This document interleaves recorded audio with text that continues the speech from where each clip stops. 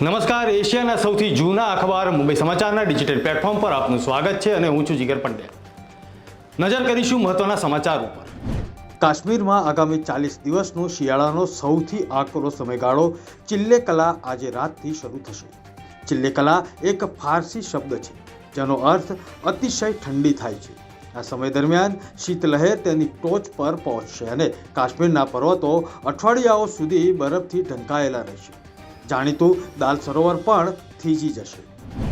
જમ્મુ કાશ્મીરના પૂંછ જિલ્લામાં મંગળવારે સાંજે મોટી દુર્ઘટના બની।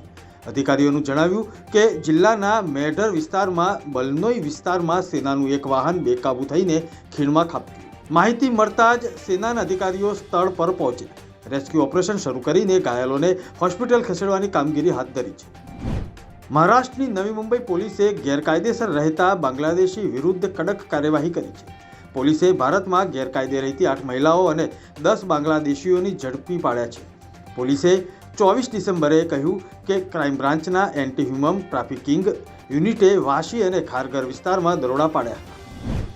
હિમાચલ પ્રદેશમાં ભયંકર હિમવર્ષા પડવાને કારણે 3 નેશનલ હાઈવે પર બરફની ચાદર ફેલાઈ છે। 174 રોડ બંધ કરવામાં આવ્યા છે। 300 બસો સહિત 1000 વાહનો રસ્તા પર ફસાયા છે। અટલ ટનલ પાસે 4000 મુસાફરો ફસાઈ ગયા છે।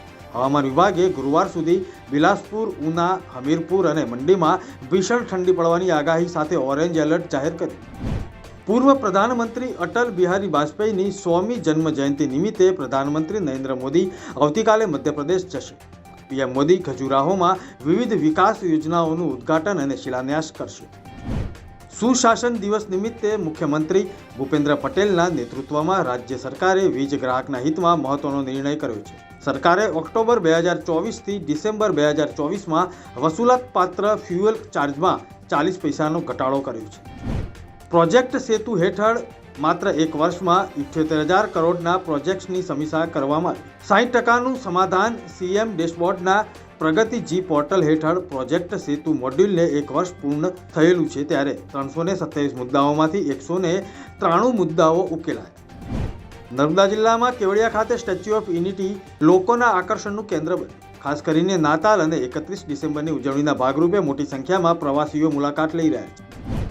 ઉત્તર ભારતના હવામાનમાં પલટો જોવા મળી રહ્યો છે। હિમવર્ષાનું જોર વધ્યું છે। હિમાચલ પ્રદેશ, ઉત્તરાખંડ, કાશ્મીરમાં હિમવર્ષા થઈ રહી છે। રસ્તાઓ પર બરફના થર જામ્યા છે। 2 થી 3 ઇંચના બરફના થર જોવા મળી રહ્યા છે। ભાવનગર હવાઈ મથકને સમગ્ર ગુજરાતમાં મુસાફરોની સવલતોની દ્રષ્ટિએ પ્રથમ ક્રમાંક હાંસલ કરેલો છે અને ભાવનગર એરપોર્ટે તમામનું ધ્યાન પોતાની તરફ આકર્ષિત કર્યું છે। તેવા અરસામાં સમગ્ર દેશમાં સર્વપ્રથમ અત્યાધુનિક ફાયર ફાઇટર ભાવનગર એરપોર્ટને ફાળવવામાં આવ્યું છે, જે દુબઈથી આયાત કરવામાં આવેલા ફાયર ફાઇટરનો ઉપયોગ કરવા બાબતે તાલીમ આપવા માટેની ખાસ ટીમ ભાવનગર પહોંચી। રાજ્ય સરકારના વર્ષ 2025ના કેલેન્ડરનું મુખ્યમંત્રીના હસ્તે વિમોચન।